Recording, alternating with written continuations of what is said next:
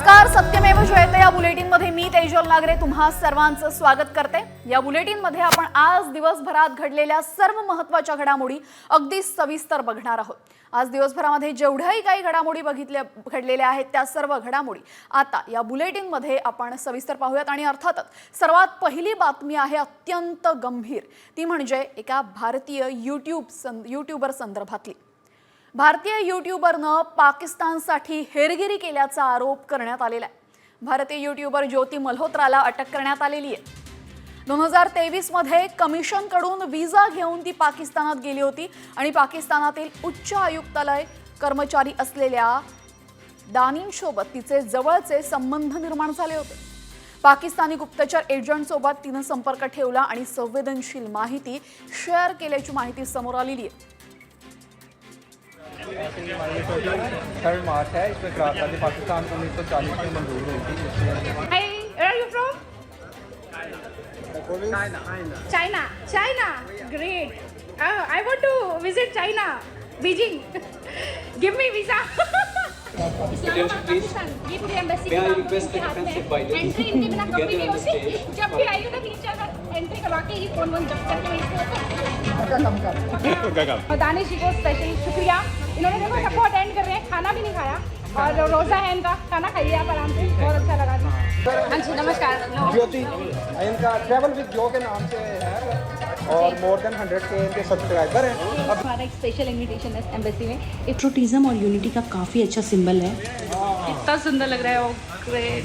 दानिश जी हो रही है नॉर्मल वीडियो बन रही है। दानिश जी तर आपण पाहतोय भारताची यूट्यूबर पाकिस्तानचे हेर निघाल्याचा आरोप करण्यात आलेला आहे। पाकिस्तानच्या हेरगिरीचा आरोप तिच्यावर आहे। ऑपरेशन सिंदूरची माहिती पाठवल्याचा संशय तिच्यावर आहे।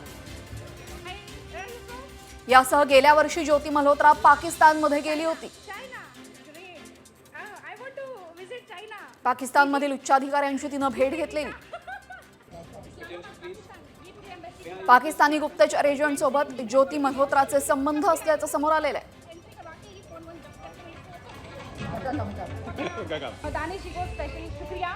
इन्होंने देखो सबको अटेंड कर रहे हैं, खाना भी नहीं खाया और रोजा है इनका, खाना हमने इनपुट के आधार पर ज्योति रानी पुत्री हरीश कुमार आरओ एक्सटेंशन हिसार को ऑफिशियल सीक्रेट एक्ट और 152 बीएनएस के अंतर्गत अरेस्ट किया है। इसके पास प्राप्त मोबाइल और लैपटॉप से हमें कुछ संदिग्ध सामग्री प्राप्त हुई है। इसको हमने 5 दिन की रिमांड पे लिया है, पूछताछ जारी है। यह लगातार पाकिस्तानी नागरिक के संपर्क में थी, उसके बारे में इससे पूछताछ की जाएगी।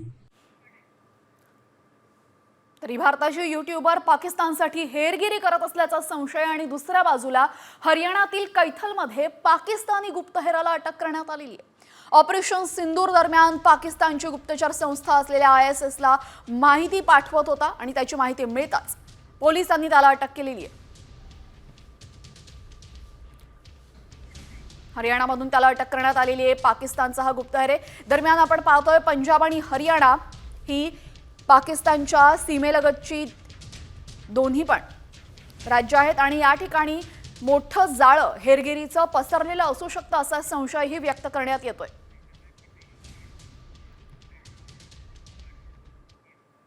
भारताच्या ऑपरेशन सिंदूर कशा प्रकारे यशस्वी झालं याची कबुली आता स्वतः पाकिस्ताननंच दिलेली आहे। पाकिस्तानमध्ये हल्ला झालाच नाही असे दावे पाकिस्तानकडून करण्यात आले होते। मात्र आता पाकिस्तानचा नूर खान एअरबेस भारतानं कसा उद्ध्वस्त केला याची कबुली पंतप्रधान शहबाज शरीफ यांनी भर कार्यक्रमात दिलेली आहे। मी स्विमिंग पूलमध्ये होतो तेव्हा मला मुनीरचा फोन आला आणि हल्ल्याबाबत माहिती दिली असंही शरीफ यांनी यावेळेस म्हटलेलं आहे। 2:30 बजे सिपा सलार जनरल सईद आसिम मुनीर ने मुझे सिक्योर फोन पे मुझे बताया कि वज़ीर-ए-आज़म साहब हिंदुस्तान ने अपने बैलिस्टिक मिसाइल अभी लॉन्च किए हैं। एक नूर खान एयरपोर्ट पे गिरा है और कुछ और दूसरे इलाकों में गिरे हैं। फजर के वक्त मोहतरम स्विमिंग फरमा रहे थे। पाकिस्तान पे बमबारी हो रही है, मोहतरम स्विमिंग फरमा रहे हैं। अपने मुंह से कह रहा है कि ये बात फजर के टाइम हुई है। क्या आपको पता है कि भारत ने पाकिस्तान की एयर बेसिस पे हमला कब किया? शाम को। सो फजर के टाइम सीज फायर भारत कह रहा है करो, उसके बाद आपने हाँ कर दी फजर के टाइम ही। देखें, गौर करें, अब ये पकड़े गए हैं, इनका सारा खेल पकड़ा गया है दोनों चालाकों। भारताच्या ऑपरेशन सिंदूर आणि ब्रह्मोस मिसाईल हल्ल्यानंतर पाकिस्तान चांगलाच घाबरलाय. पाकिस्तानच्या रावळपिंडी शहरामध्ये असलेल्या पाकिस्तान सैन्याचं मुख्यालय आता इस्लामाबादमध्ये हलवण्याचा निर्णय घेतलाय. या निर्णयामुळे पाकिस्तानला अरबो रुपये खर्च करावे लागण्याची शक्यता आहे. मात्र आधीच कंगाल असलेला पाकिस्तान हेडक्वार्टरसाठी एवढे पैसे खर्च करू शकेल का असा प्रश्न या निमित्तानं उपस्थित झालेला आहे.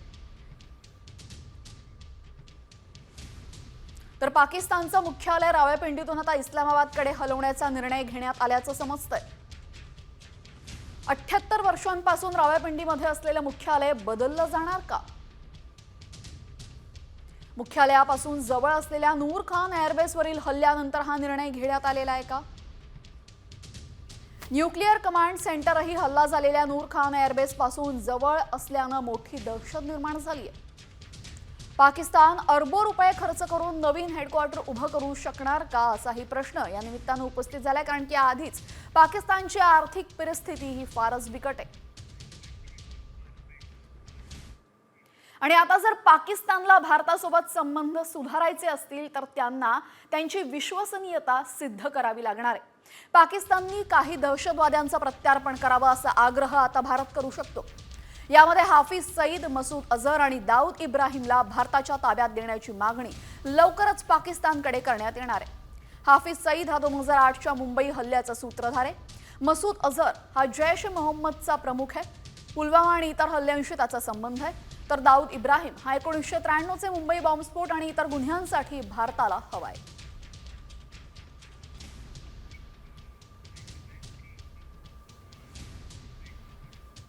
तर आपण पाहिलं भारतानं ऑपरेशन सिंदूर अंतर्गत पाकिस्तानवर मोठी कारवाई केली आणि भारतानं एआयच्या मदतीनं पाकवर अचूक हवाई हल्ले केले. मात्र लष्करामध्ये एआयचा वापर करण्याचं नियोजन 6 वर्षांपासून सुरू होतं. एआयचा वापर नेमका कसा करण्यात आला जाणून घेऊया या स्पेशल रिपोर्टमधून. पाकिस्तानवर एआय हल्ला.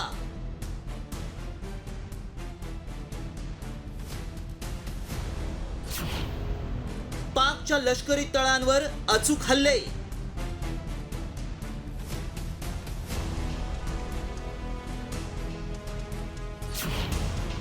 एआय मुळे हल्ले रोखण्यात भारताला यश.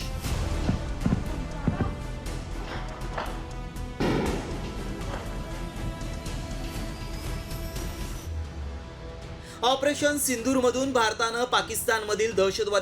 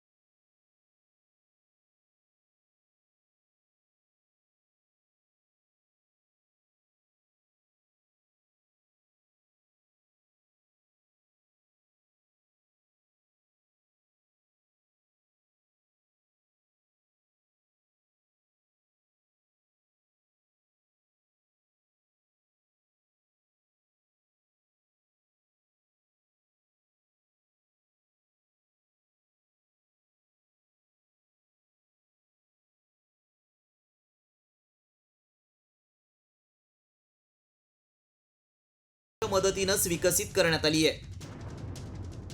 संरक्षण तज्ञांनी यावर काय मत व्यक्त केलंय पाहूया. ज्या प्रकारे पाकिस्तानमधून मोठ्या प्रमाणावर ड्रोन त्याचबरोबर मिसाईलचा हल्ला भारताच्या दिशेनं झाला, या IACCS सिस्टमच्या माध्यमातून त्याला योग्य वेळेत काही क्षणामध्ये ॲनलाइज करता आलं की नेमकी कुठल्या प्रकारची ड्रोन्स किंवा कुठल्या प्रकारची शस्त्रास्त्र, कुठल्या प्रकारचे मिसाईल्स हे भारताच्या दिशेने येत आहेत आणि भारताकडे असणारी जी वेगवेगळ्या प्रकारची शस्त्रास्त्र आहेत, वेगवेगळ्या प्रकारची मिसाईल्स आहेत, त्याचा अचूकपणे वापर करून त्याला हवेतच न्यूट्रलाइज करण्यामध्ये आपण यशस्वी झालो. शत्रूच्या विमानांच्या हालचालीवरून त्यांची ओळख पटवून वर्गीकरण करणारी यंत्रणा भारत इलेक्ट्रॉनिक्स लिमिटेड या कंपनीनं DRDOच्या सहाय्यानं AIच्या आधारे विकसित केली आहे.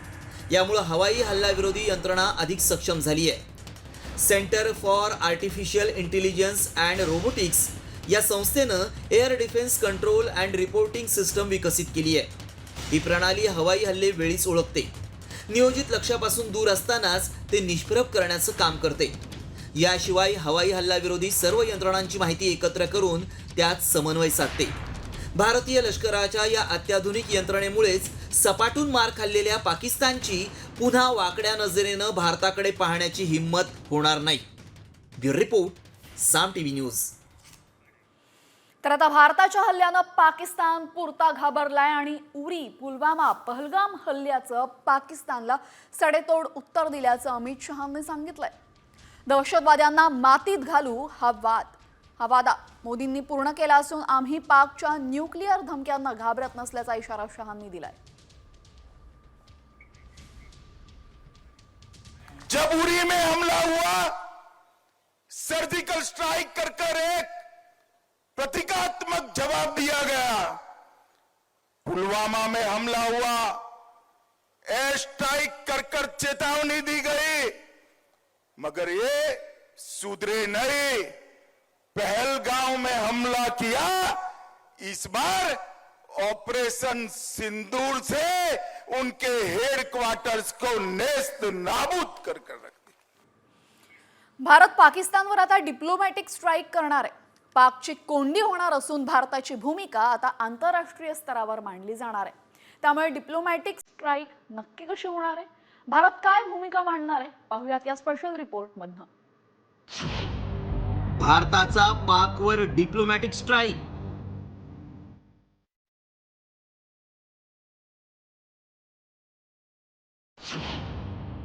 आंतरराष्ट्रीय स्तरावर पाकची कोंडी करणार.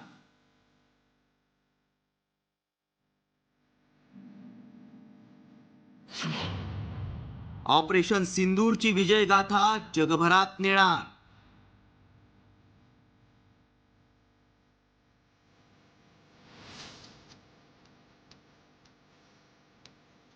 केवळ हल्ले करून पाकिस्तानला नामोहरम करून भारत थांबणार नाहीये, तर पाकिस्तानची चोहोबाजूंनी कोंडी करण्यासाठी भारत आता पाकवर डिप्लोमॅटिक स्ट्राईक करणार आहे.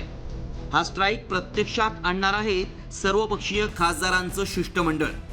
ऑपरेशन सिंदूरची विजयगाथा ते जगभरात पोहोचवणार आहेत. पाकची आंतरराष्ट्रीय स्तरावर नाकेबंदी करण्यासाठी आणि पाकचे कारनामे जगासमोर मांडण्यासाठी या शिष्टमंडळात कोण कोण असणार आहे पाहूया. असदुद्दीन ओवेसी MIM, शशी थरूर काँग्रेस, सुप्रिया सुळे राष्ट्रवादी शरद पवार पक्ष, गुलाम नबी आझाद माजी खासदार, सलमान खुर्शीद माजी मंत्री, मनीष तिवारी काँग्रेस, कनिमोझी करुणानिधी DMK आणि D पुरंदरेश्वरी भाजप. या दौऱ्यादरम्यान खासदारांचे 8 गट अमेरिका, ब्रिटनसह 6 देशांमध्ये जाऊन भारताची भूमिका मांडतील. माजी परराष्ट्र मंत्री सलमान खुर्शीद जपानला जाणाऱ्या शिष्टमंडळाचं तर अमेरिकेला जाणाऱ्या शिष्टमंडळाचं नेतृत्व शशी थरूर करणार आहेत. Delhi, in any case, we have a parliamentary standing committee meeting on Monday and Tuesday on various issues, including on this particular issue. I'm assuming that I will get further details of the mission after going there, and we expect, I'm sure the delegation will get briefings from the Ministry of External Affairs, and we will proceed on that basis. I mean, I think that right now the focus is on a job of work that needs to be done for the country. भारतानं खासदारांचं शिष्टमंडळ पाठवताना सर्वपक्षीय नेत्यांना स्थान दिलंय. त्यामुळे भारताच्या एकजुटीची ओळख जगाला तर होणारच आहे, पण त्याचबरोबर इतरही अनेक गोष्टी साध्य होतील. पाकला दहशतवादी राष्ट्र घोषित करावं, मोस्ट वॉन्टेड दहशतवाद्यांना भारताच्या ताब्यात द्यावं आणि पाकिस्तानकडील अणुबॉम्ब असुरक्षित नसल्यानं त्याच्यावर नियंत्रण आणावं, या भारतानं वेळोवेळी घेतलेल्या भूमिकेवर देखील या भेटी दरम्यान शिक्कामोर्तब होणार आहे. हा डिप्लोमॅटिक स्ट्राईक म्हणजे केवळ आंतरराष्ट्रीय स्तरावर दबाव वाढवून पाकची नाकेबंदी नसेल, तर यातून भारताच्या विरोधात भूमिका घेणाऱ्या सर्वच देशांना एक इशारा असेल. ब्युरो रिपोर्ट, साम टीव्ही न्यूज. तर आंतरराष्ट्रीय स्तरावर आपण ऑपरेशन सिंदूर संदर्भात माहिती देणार आहोत आणि ऑपरेशन सिंदूर संदर्भात माहिती देण्यासाठी सर्वपक्षीय खासदारांची नावं जाहीर झाली. काँग्रेसकडनं 4 खासदारांची नावं देण्यात आली. आनंद शर्मा, गौरव गोगोई, नासिर सय्यद हुसेन आणि राजा ब्रार यांचं नावं देण्यात आली होती आणि याच यादीमध्ये खासदार शशी थरूर यांचं मात्र नाव नव्हतं. मात्र केंद्र सरकारनं शशी थरूर यांचं नाव यादीमध्ये टाकलंय. तर केंद्र सरकारच्या काळामध्ये थरूर परराष्ट्र राज्यमंत्री देखील राहिले.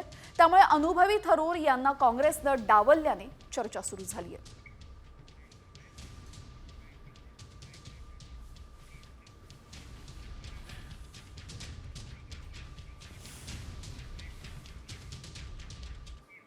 भारताकडून सपाटून मार खाल्ल्यानंतर आता पाकिस्तानच्या सैन्यात फूट पडली. लष्करातील अधिकाऱ्यांनी लष्कर प्रमुख आसिम मुनीर विरोधात बंडाचा झेंडा फडकवलाय. मात्र त्याची कारणं काय आहेत पाहूयात या स्पेशल रिपोर्टमध्ये. पाकिस्तानी सैन्यात फूट. लष्कर प्रमुख मुनीर विरोधात पाक सैन्याचं बंड. पाक सैन्याचे अधिकारी देत आहेत राजीनामे.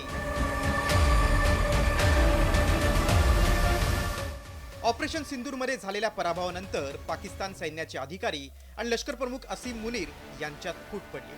आधीच माजी पंतप्रधान इम्रान खान यांच्यासोबत शत्रुत्व पत्करून जनरल मुनीर यांना रोषाला सामोरं जावं लागलं होतं. अशातच पाक सैन्यातील पंजाब लॉबी मुनीरच्या विरोधात उभी राहिली आहे. त्यामुळे ऑपरेशन सिंदूर नंतर पाकिस्तानी सैन्याचे अधिकारी आणि सैनिक एका पाठोपाठ एक राजीनामे देत आहेत. त्यामुळे मुनीर यांच्या अडचणीत वाढ झाली आहे. जनरल असीम मुनीरची पाक सैन्यात हाफिज म्हणून ओळख. कोर कमांडरमध्ये कट्टर आणि विरोध सहन न करणारे जनरल म्हणून ओळख. पंजाबी आणि पश्तून पठाणांच्या दृष्टीनं मुनीर हे मुहाजीर म्हणजेच स्थलांतरित आहेत. 1947 मध्ये पंजाबमधून मुनीरचे वडील सय्यद यांचं पाकिस्तानात स्थलांतर. मुहाजीर टॅगचा मुनीरला राग आहे.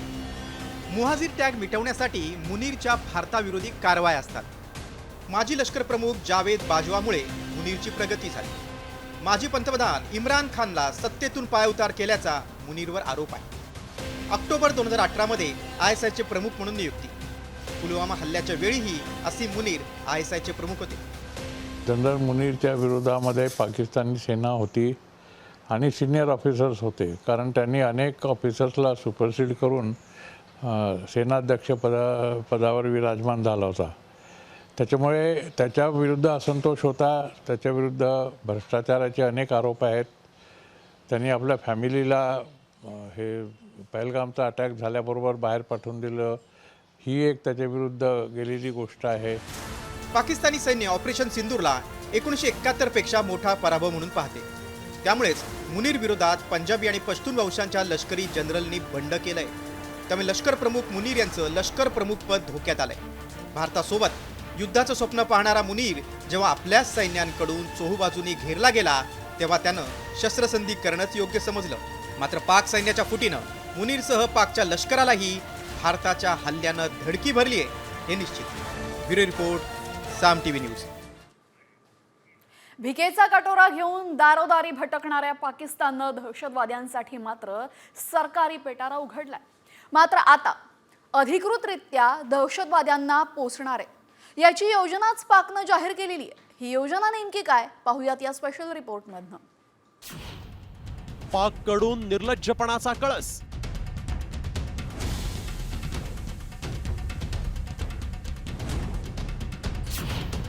पाक पुन्हा उभारणार दहशतवादी तळ.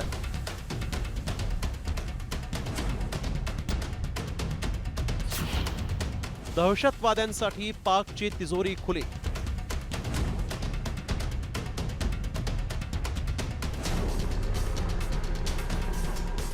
भारताच्या सोबत पंगा घेणं पाकिस्तानला चांगलंच महागात पडलंय.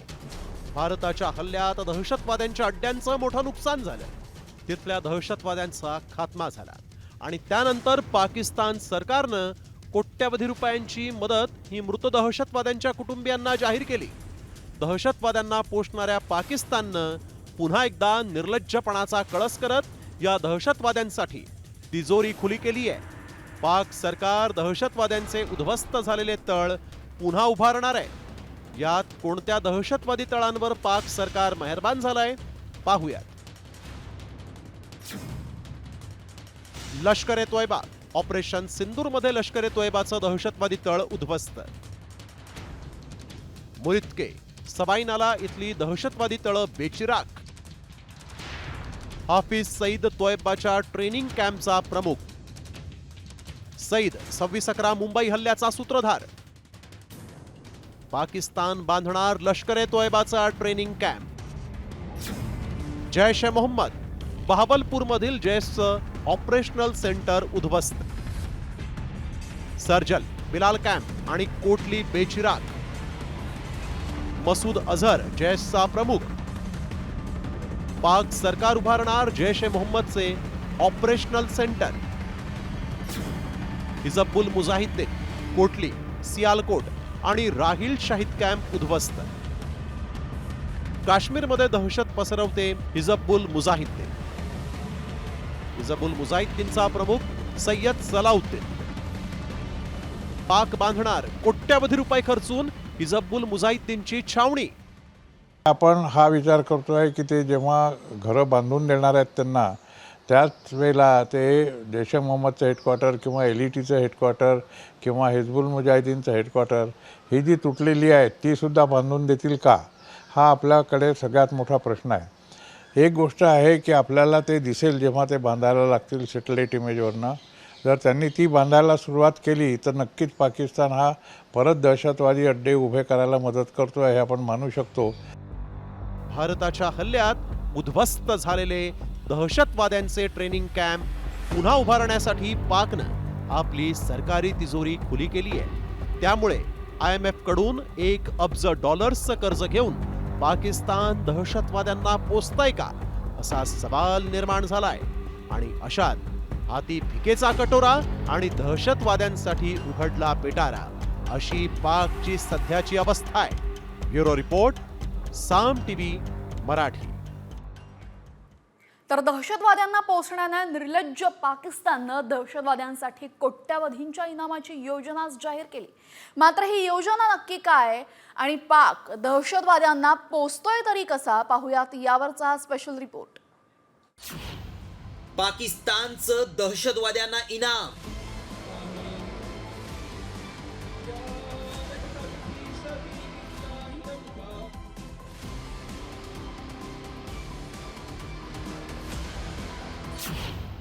मेलेल्या दहशतवाद्याच्या नातेवाईकाला $1 कोटी.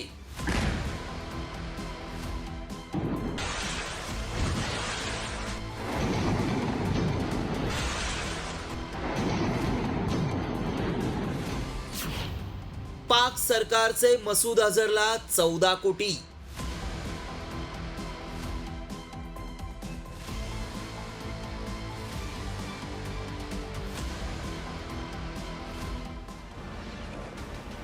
ऑपरेशन सिंदूरमध्ये भारताच्या हल्ल्यात पाकिस्तानमधील दहशतवाद्यांचा खात्मा करण्यात आला.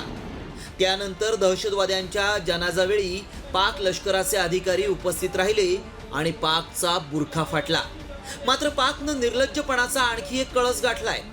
हल्ल्यात ठार झालेल्या दहशतवाद्यांच्या कुटुंबियांना पाकिस्तान सरकार कोट्यवधी रुपयांचं इनाम देणार असल्याची माहिती पुढे आली आहे. पाक सरकारकडून शुहादा पॅकेजची घोषणा करण्यात आली आहे. भारताच्या हल्ल्यात ठार झालेल्या दहशतवाद्यांच्या कुटुंबियांना मदत दिली जाणार आहे. मृत दहशतवाद्यांच्या कुटुंबियांना 1 कोटींचं बक्षीस दिलं जाईल.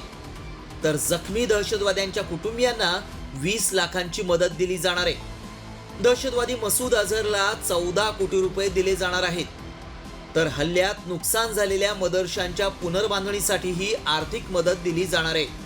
पाकिस्तान दहशतवाद्यांवरती प्रचंड पैसा खर्च करतो. म्हणजे एक तर त्यांना रिक्रुटमेंट केली की त्यांना महिन्याला पगार द्यावा लागतो, मग त्याच्या ट्रेनिंगवरती खर्च होतो, मग त्याच्या राहण्यावरती खर्च होतो. आणि आता सध्याच्या केसमध्ये काय झालं आहे तर दहशतवादी काही मारले गेले तर त्याच्यामध्ये जी त्यांनी पेमेंट दिलेली आहे, दहशतवाद्यांची जशी रँक आहे, जसं त्यांचं महत्त्व आहे त्याप्रमाणे पैसे वाटलेले आहेत. पाकनं आतापर्यंत पहलगाम हल्ल्याची जबाबदारी स्वीकारलेली नाही. मात्र दुसरीकडे पाकनं दहशतवाद्यांच्या कुटुंबियांना आर्थिक मदत करून दहशतवादी पोसत असल्याचे नवे पुरावे दिलेत. भावलपूरमध्ये मारल्या गेलेल्या दहशतवाद्यांसाठी अधिकृतपणे निवेदन जारी करून पाकनं मदतही जाहीर केली आहे. त्यामुळे पाक केवळ जिवंतपणीच दहशतवाद्यांना पोसत नाही, तर त्यांच्या मृत्यूनंतर कुटुंबियांचीही काळजी घेत असल्याचं उघड झालंय.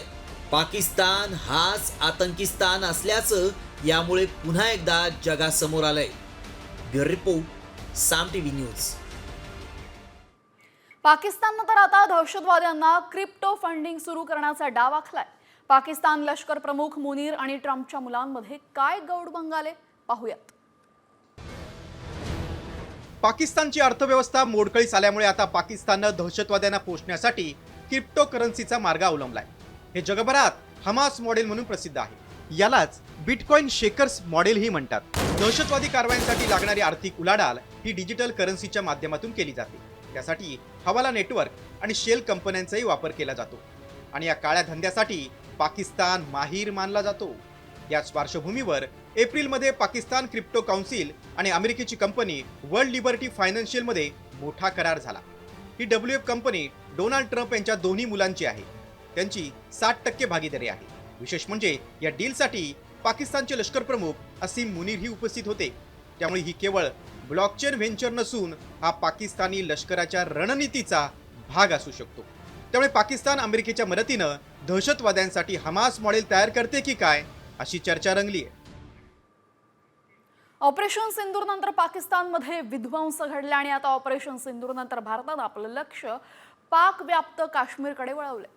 मात्र त्यासाठी राबवण्यात येणारं ऑपरेशन POK नेमकं कसं असणार आहे पाहूयात, त्यावरचा स्पेशल रिपोर्ट. ऑपरेशन सिंदूर नंतर ऑपरेशन POK.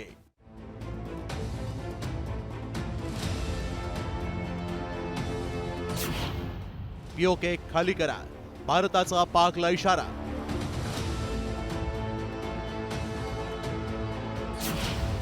POK साठी भारताचा नवा प्लॅन.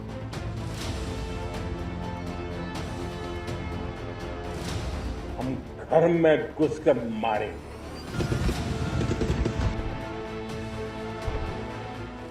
ऑपरेशन सिंदूर नंतर भारतानं आता कुरापतखोर पाकिस्तानला थेट इशारा दिलाय.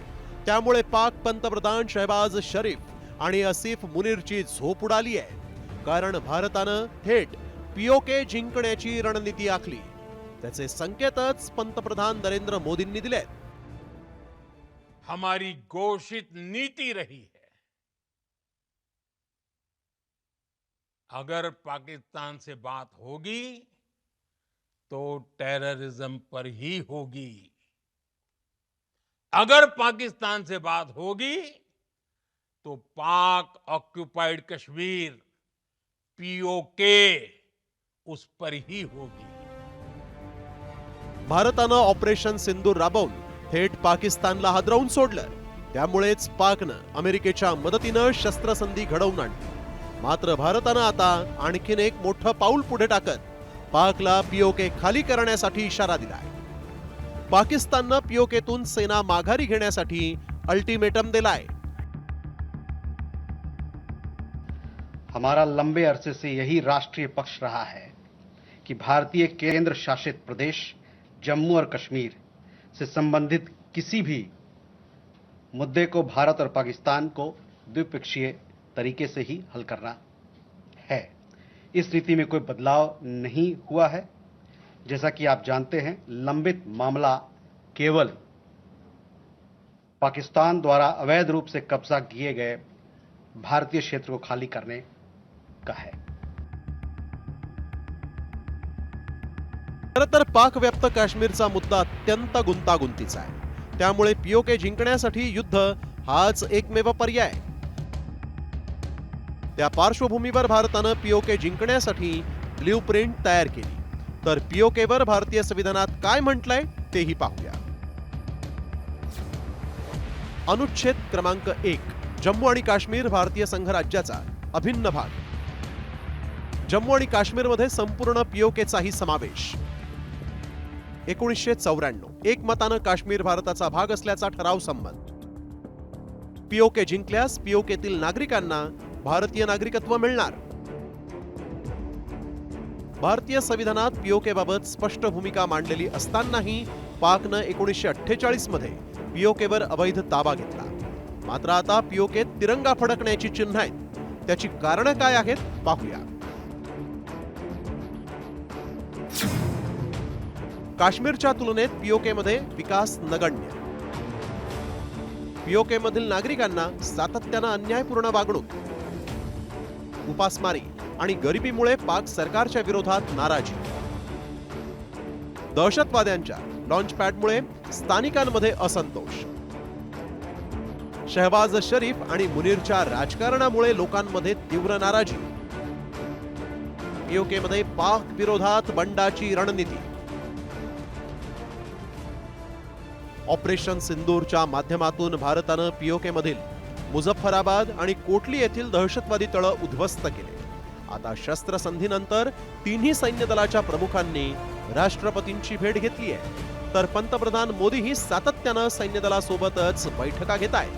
त्यामुळे भारताचं पुढचं लक्ष पीओके असणार आहे आणि तेही साध्य होणार एवढं निश्चित आहे. Bureau report, Saam TV news.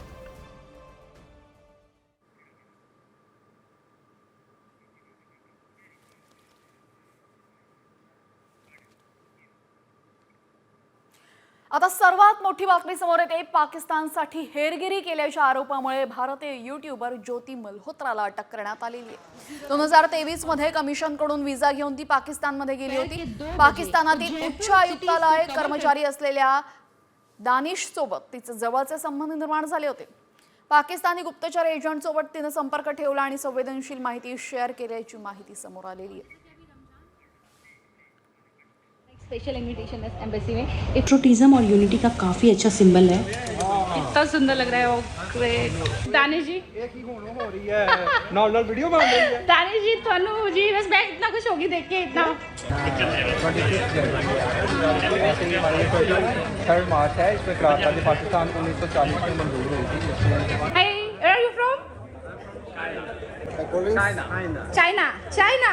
Great. I want to visit China. Beijing. Give me visa. Islamabad Pakistan ये पूरी एम्बेसी के हाथ में है. एंट्री इनके बिना कभी नहीं होती. जब भी आई हूँ तो 3-4 बार एंट्री करवा के ही फोन जब्त करके दानिश जी को स्पेशल शुक्रिया.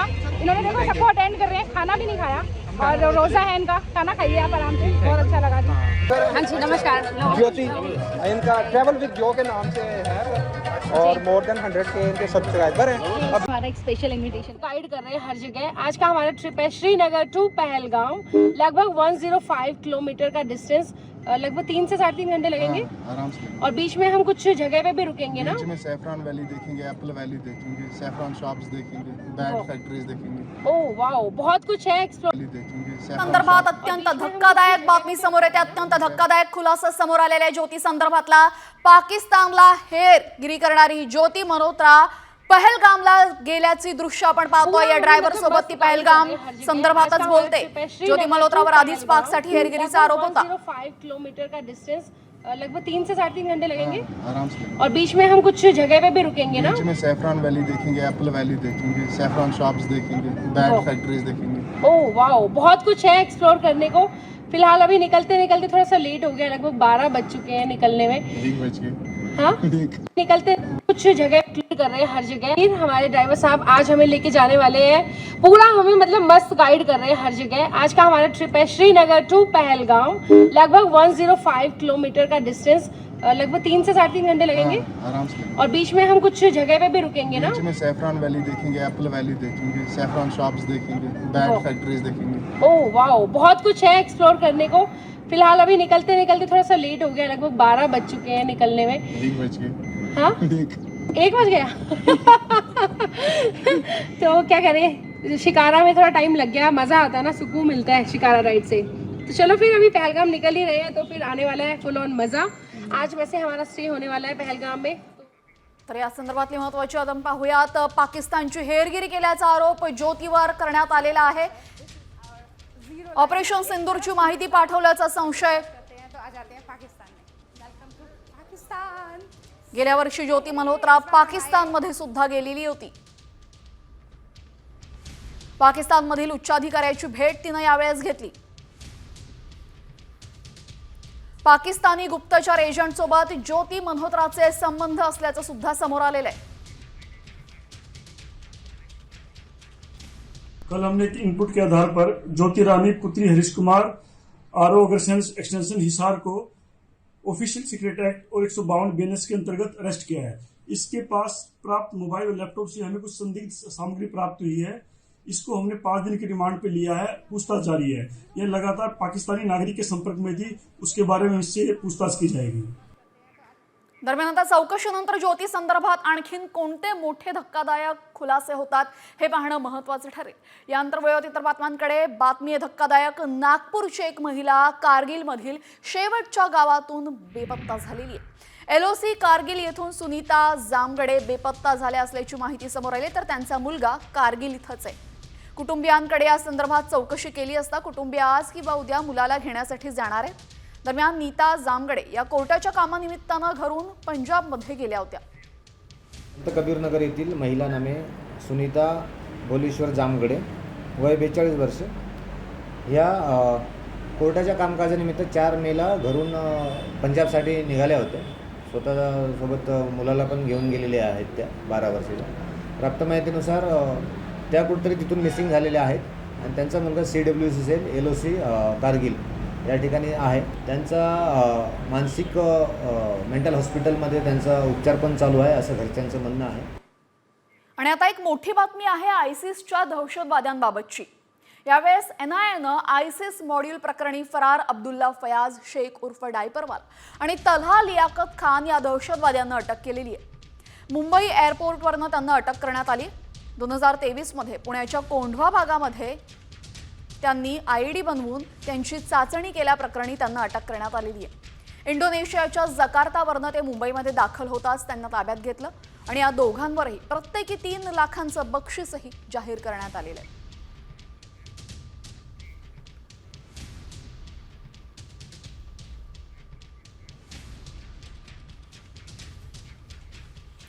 मुंबई आंतरराष्ट्रीय विमानतळ आणि ताजमहल पॅलेस हॉटेलला बॉम्बने उडवून देण्याची धमकी देण्यात आलेली आहे। अनोळखी ईमेलवरनं विमानतळ पोलीस ठाण्याला धमकीचा मेल गेलेला आहे।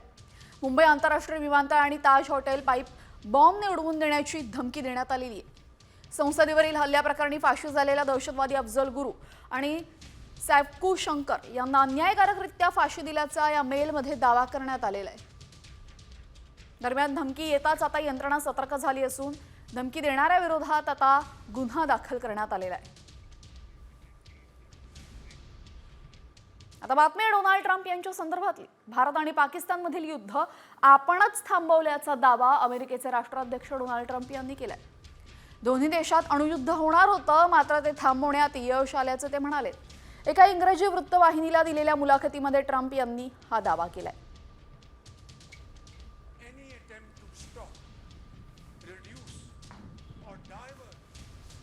And we don't do much trading with them, and yet I have a good relationship with. I have a good relationship with a lot of people that you wouldn't believe. But I stopped that war. That was going to be a nuclear war, I think, or close, very close. You were right there. Yeah. And now everyone's happy. In fact, I told my people, call them up. Let's start trading immediately, because I'm a man of my word. आणि या सर्व आंतरराष्ट्रीय आणि युद्धाच्या बातम्यांनंतर आता बातमी आहे राज्यातली आणि अत्यंत धक्कादायक। कारण बीडमध्ये पुन्हा एकदा मारहाणीचा अमानुष मारहाणीचा प्रकार समोर आलेला आहे। त्यामुळे आता बीडचा बिहार झालेला आहे का असा सवाल उपस्थित होतोय। परळीमध्ये टोळक्याकडनं तरुणाला बेदम मारहाण करण्यात आली। या प्रकरणी 7 जणांना पोलिसांनी बेड्या ठोकलेल्या आहेत, तर इतर 3 ते 4 जणांचा शोध सुरू आहे। तरुणाचं अपहरण करून मग रिंगण करून त्याला अमानुष लाठ्या काठ्या आणि बेल्टनं मारहाण करण्यात आली। मारहाण करणाऱ्यांमध्ये समाधान मुंडे, रोहित मुंडे, आदित्य गीते यांचा समावेश आहे। तर यामध्ये आता दुसरा व्हिडिओ सुद्धा समोर आलेला आहे। मारहाण केल्यानंतर या तरुणाला माफी मागायला लावत असतानाचा हा व्हिडिओ आहे।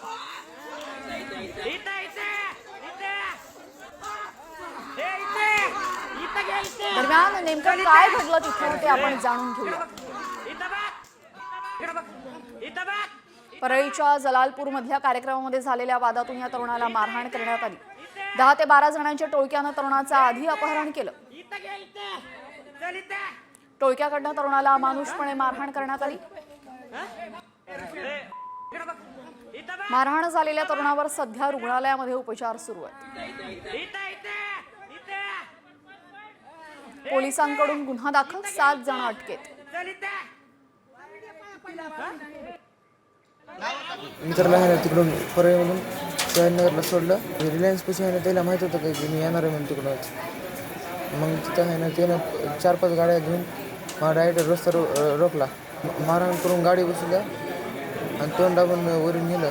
हां बोलत होते ह्याला सोडायचं नाही, आता ह्याला मारून टाकायचं आणि ह्याचा संत देशमुख पार्टूच करायचा, त्याला सोडायचंच नाही, त्याला फाशीच द्यावा. ते मारून टाकत होते. ते माणसानं बघितलं नसतं तर मी जिथंच राहत नव्हतो. भारतानं जसं पाकिस्तान विरोधात ऑपरेशन सिंदूर केलं तसंच बीडमध्ये सुद्धा केलं पाहिजे अशी मागणी सामाजिक कार्यकर्ता अंजली दमानी यांनी केलेली. बीडचा परळी म्हणजे एक दहशतीचा आता अड्डा झालेला आहे आणि खरंच ह्याला अतिशय गंभीरतेने घ्यायला हवं. कारण कालची जी मारहाण झाली त्यातली जी सगळी मुलं होती ती अतिशय छोटी होती, 18 वर्षाच्या आसपासची होती. आणि या सगळ्या मुलांची ती मारहाण बघून आणि त्यात एक आणि जो व्हिडिओ आला होता त्याच्यात त्या ज्याला मारलं त्याला ज्या पद्धतीने त्यांनी पाया पडायला लावलं होतं, तर असं वाटतंय की बहुतेक एक रिव्हेंज केस होती आणि कुठेतरी हे सगळं आता भलत्या दिशेने जात आहे. आणि जसं आपण ऑपरेशन सिंदूर तिथे सीमेवर केलं होतं तसंच आता इथेही महाराष्ट्रात बीडमध्ये करण्याची गरज आहे असं मला वाटतं. तर आता या प्रकरणी अजित पवारांनी सुद्धा प्रतिक्रिया दिलेली आहे. गुंड प्रवृत्तीच्या लोकांना मकोका लावा, वाईट प्रवृत्ती ठेचून काढा असे आदेश अजित पवारांनी दिले.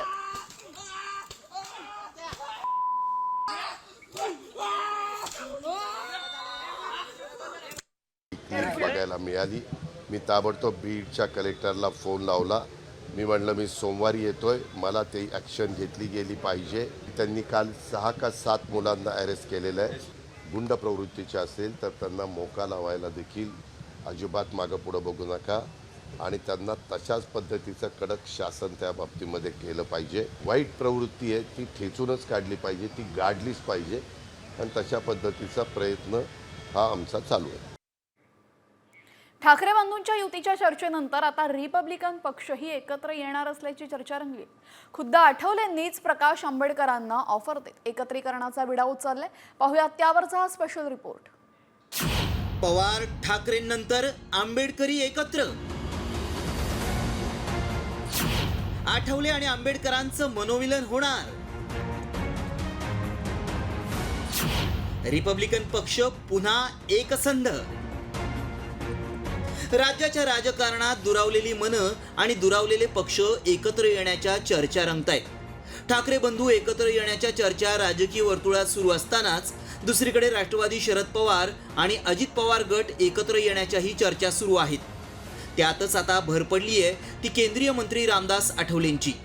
आठवलेंनी वंचितच्या प्रकाश आंबेडकरांनाच खुली ऑफर दिली आहे. उद्धव ठाकरे आणि राज ठाकरे जर एकत्र आले तर मला असं वाटतं की प्रकाश आंबेडकर मला एकत्र यावं लागेल. त्यामुळं हे सगळे जर एकत्र अजितदादा आणि पवारसाहेबांनी अजितदादा एकत्र येत असतील, नंतर उद्धव ठाकरे राज ठाकरे एकत्र येत असतील तर प्रकाश आंबेडकरांच्या सोबत मला एकत्र यावं लागेल. पण ठीक आहे, मला असं वाटतं की उद्धव ठाकरे राज ठाकरे एकत्र येणार नाही आणि जरी ते एकत्र आले तरी महाविकास आघाडीमध्ये फूट पडेल आणि त्याचा फायदा आम्हाला होईल.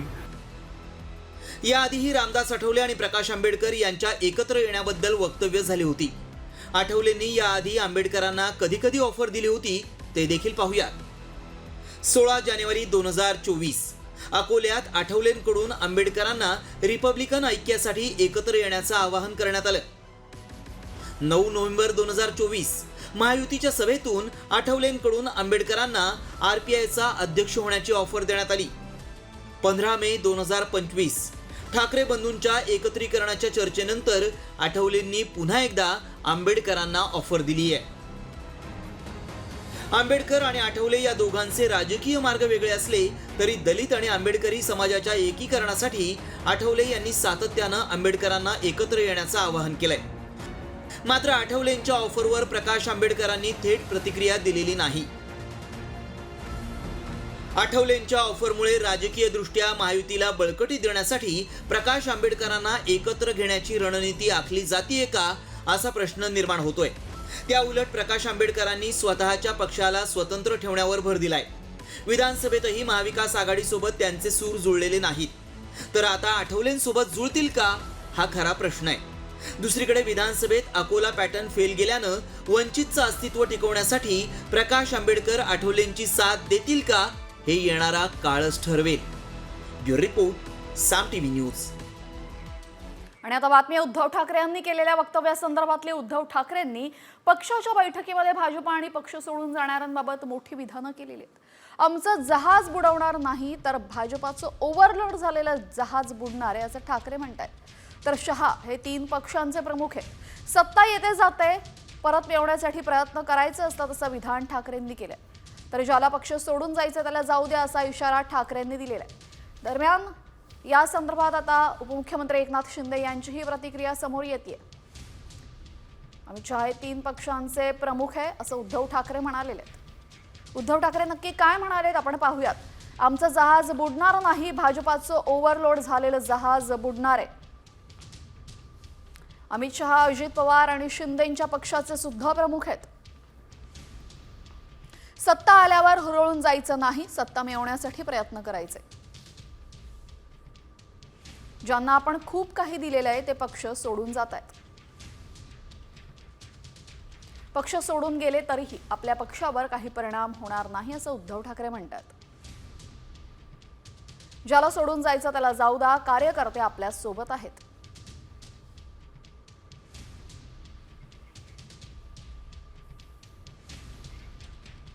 हे 3 पक्षांचे पक्षप्रमुख आहेत, त्यांचं जहाज ओव्हरलोड झालेलं आहे. जे पक्ष सोडून गेले त्यांना जाऊ द्या, आम्हाला फरक पडत नाही. त्यांचं जहाज आता डुबायला लागलेलं आहे, त्या जहाजाची त्यांनी चिंता करावी. बातमी संजय राऊतांच्या पुस्तकासंदर्भातली. संजय राऊतांनी पुस्तक प्रकाशनाच्या कार्यक्रमामध्ये फडणवीसांवर टोळीबाजी केली आहे. जेलमधील उंदरांचा किस्सा सांगताना उंदरांना काय नावं ठेवली होती हे सांगताना नाव न घेता फडणवीसांवर निशाणा साधलाय. आम्ही ज्या ऑर्थोडॉक्स तुरुंगात होतो, एकदा आम्ही उभे होतो असे, आणि मला वाटलं की अरे बापरे, इथे ससे कुठून आले. म्हटलं अरे इथे ससा कुठं आहे. तर आमच्यावर कुंदन शिंदे होते आमचे साहेब, तो ससा नाही तो उंदीर आहे म्हटले. तो उंदीर आहे म्हणाले. अरे एवढा त्याला म्हटलं इथे आम्हाला खायला मिळत नाही, उंदरांना खायला मिळत आहे. सशासारखे उंदीर, घुशी असे असे मस्त धिप्पाड. देशमुखांनी त्यांना सुंदर नावं ठेवली होती. आता त्यांच्याविषयी बोलणं बरं नाही, ते राज्याचे मुख्यमंत्री आहेत. इंद्रायणी नदीच्या पूररेषेतील बेकायदेशीर बंगल्यांवर कारवाईचा हातोडा चालवण्यात आलाय. 29 बंगल्यांवर आज पिंपरी चिंचवड महापालिकेनं कारवाईला सुरुवात केली आहे. पहाटेपासून पोलीस बंदोबस्तात पालिकेनं ही कारवाई सुरू केली. तर सुप्रीम कोर्ट आणि राष्ट्रीय हरित लवादाच्या निर्णयानुसार सर्व बंगले पाडले जाणार आहेत.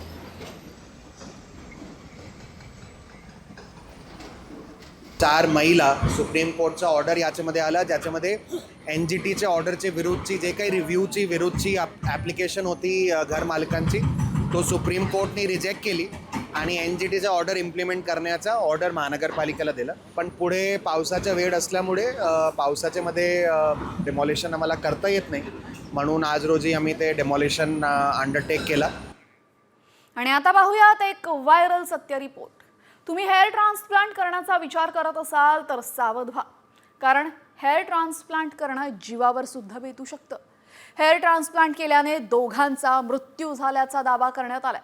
पण हा दावा खरा आहे का, याची आम्ही पडताळणी केली आणि काय सत्य समोर आलेलं आहे पाहूयात. हेअर ट्रान्सप्लांट कराल तर जीवानं जाल. हेअर ट्रान्सप्लांटच्या नादात दोघांचा मृत्यू. व्हायरल मेसेज मागचं सत्य काय. हेअर ट्रान्सप्लांट करताय तर ही बातमी पहा, कारण हेअर ट्रान्सप्लांट करणं 2 तरुणांच्या जीवावर बेतलंय. आपण सुंदर दिसावं असं प्रत्येक तरुण तरुणीला वाटत असतं, त्यामुळे डोक्यावर केस नाहीत असे अनेक तरुण अलीकडे सर्रासपणे हेअर ट्रान्सप्लांट करू लागलेत. मात्र हेच हेअर ट्रान्सप्लांट जीवघेणंही ठरू शकतं असा दावा करणारा मेसेज व्हायरल होतोय. हेअर ट्रान्सप्लांट केल्यामुळे 2 तरुणांचा मृत्यू झाल्याचा दावा करण्यात आलाय. अनेक जण हेअर ट्रान्सप्लांट करतात, त्यामुळे हा दावा खरा आहे का? खरंच हेअर ट्रान्सप्लांटमुळे कुणाचा मृत्यू झालाय का? असे सवाल उपस्थित होत आहेत. त्यामुळं व्हायरल मेसेजची आम्ही पडताळणी केली. त्याआधी या मेसेजमध्ये नेमका काय दावा केलाय पाहूया. हेअर ट्रान्सप्लांट शस्त्रक्रियेनंतर दोघांचा मृत्यू झाला. शस्त्रक्रियेनंतर चेहऱ्याला सूज आली आणि त्यानंतर त्यांचा मृत्यू झाला. हा मेसेज व्हायरल होत असल्यानं अनेकांची चिंता वाढली आहे. खरंच हेअर ट्रान्सप्लांट जीवघेणं ठरू शकतं का? अशी ट्रीटमेंट सुरू असताना कुणाचा मृत्यू झालाय का याची आम्ही पडताळणी केली. त्यावेळी पोलिसांकडून अधिक माहिती मिळाली. इसमें प्रारंभिक जांच की गई थी जिसमें कुछ ऐसे तथ्य मिले जिसपे ये जरूरी लगा कि उस पर विवेचना की जाए. इसके क्रम में एक अभियोग दिनांक 9 को रावतपुर पे डॉक्टर के खिलाफ पंजीकृत किया गया है, जिसमें विवेचना की जा रही है और जो भी साइंटिफिक एविडेंस हैं और अन्य जो साक्ष्य हैं उसको कलेक्ट किया जा रहा है. सध्या पोलीस तपास करतायत. मात्र तुम्हाला जर हेअर ट्रान्सप्लांट करायचा असेल तर काय काळजी घ्यायला हवी याबाबत आम्ही तज्ज्ञांचा सल्ला घेतला. केवळ स्वस्त मिळतं म्हणून आपण कुठल्याही छोट्या क्लिनिकमध्ये कुठल्याही अनुभव नसलेल्या पात्रता नसलेल्या डॉक्टरकडे जर केशरोपण कराल तर जीव धोक्यात घालावा लागेल. केंद्र निवडताना ज्या ठिकाणी तातडीची इमर्जन्सीची सुविधा उपलब्ध आहेत अशीच केंद्र निवडा. त्यामुळे आमच्या पडताळणीत काय सत्य समोर आलं पाहूया. कानपूरमध्ये हेअर ट्रान्सप्लांटमुळे दोघांचा मृत्यू झालाय. ट्रीटमेंटमुळे दोघांच्याही चेहऱ्याला सूज आली. अचानकपणे त्यांची तब्येत बिघडून मृत्यू झाला. भारतात दरवर्षी 1.5 ते 2 लाख लोक हेअर ट्रान्सप्लांट करतात. नवीन तंत्रज्ञानामुळे हेअर ट्रान्सप्लांट करणाऱ्यांची संख्या वाढली आहे. सुंदर दिसण्यासाठी अनेक तरुण हेअर ट्रान्सप्लांटची ट्रीटमेंट घेतात. मात्र कानपूरमधल्या घटनेमुळे सर्वांच्याच पायाखालची वाळू सरकली आहे. आमच्या पडताळणीत हेअर ट्रान्सप्लांट केल्यामुळे 2 तरुणांचा मृत्यू झाल्याचा दावा सत्य ठरलाय. ब्युरो रिपोर्ट, साम टीव्ही न्यूज.